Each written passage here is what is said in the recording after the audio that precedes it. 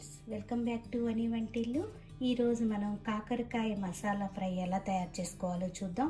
ఇలా తయారు చేసుకుంటే చేదనేది ఏమీ లేకుండా పిల్లలు కూడా చాలా ఇష్టంగా తింటారు.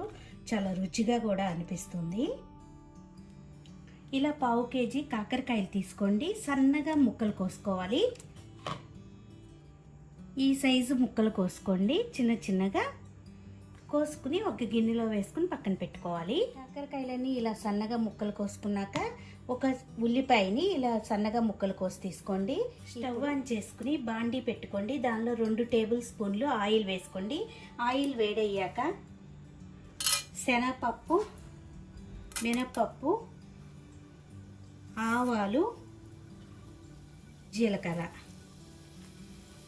వేసి వేగనివ్వాలి.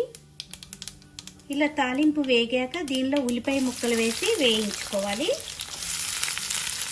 ఉల్లిపాయ కాస్త వేగాక దీనిలో ఇప్పుడు కాకరకాయ ముక్కలు వేసుకుందాం.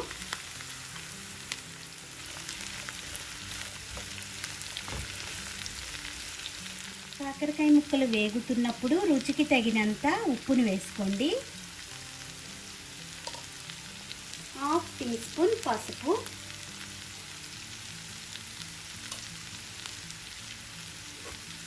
ఇప్పుడు ఈ ముక్కల్ని బాగా వేగనివ్వాలి. ఈ వేగేలోపు మనము కాకరకాయలోకి మసాలా రెడీ చేసుకుందాం. చిన్న మిక్సీ జార్ తీసుకోండి. దానిలో 1/2 కప్పు వేయించిన పల్లీలు తీసుకోండి. పొట్టుతో కూడా వేసుకోవచ్చు. మీకు పొట్టు ఇష్టం లేకపోతే తీసేసి వేసుకోండి. దీనిలో 1 టీ స్పూన్ జీలకర్ర, 4 వెల్లుల్లి గబ్బాలు, కొద్దిగా కరివేపాకు వేసి మెత్తగా గ్రైండ్ చేసుకోండి. ఇలా మసాలా పొడి రెడీ చేసుకున్నాము. దీన్ని పక్కన పెట్టుకుని మధ్య మధ్యలో తిప్పుకుంటూ కాకరకాయని బాగా వేగనివ్వండి. కాకరకాయ ముక్కలు వేగిపోయినాయి. ఇప్పుడు దీనిలో 1/2 టీ స్పూన్ కారం వేస్తున్నాను. మీ స్పైస్ని బట్టి కారం వేసుకోండి.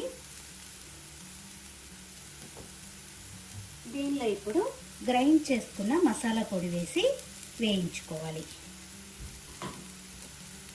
మొత్తం కలిసేలా కలుపుకొని మసాలాతో ఇలా కొద్దిగా వేగాక లాస్ట్గా 2 టేబుల్ స్పూన్లు బెల్లం వేసుకుందాం. మీకు బెల్లం ఇష్టం లేకపోతే వేసుకోకపోయినా పర్వాలేదు. ఈ కాకరకాయకి బెల్లం వేసుకుంటే చాలా రుచిగా అనిపిస్తుంది. ఈ బెల్లంతో ఇంకొక 2 నిమిషాలు వేగనివ్వాలి. కూర రెడీ అయిపోయింది. ఇప్పుడు మనం అన్నంలో ఇది వేసుకుని తింటే చాలా రుచిగా అనిపిస్తుంది. పిల్లలు కూడా చేదనేది లేకుండా చాలా ఇష్టంగా తింటారు ఇలా తయారు చేస్తే. ఈ వీడియో నచ్చితే మీరు కూడా ఒకసారి తప్పకుండా ఇలా ట్రై చేసి చూడండి. Thank you for watching.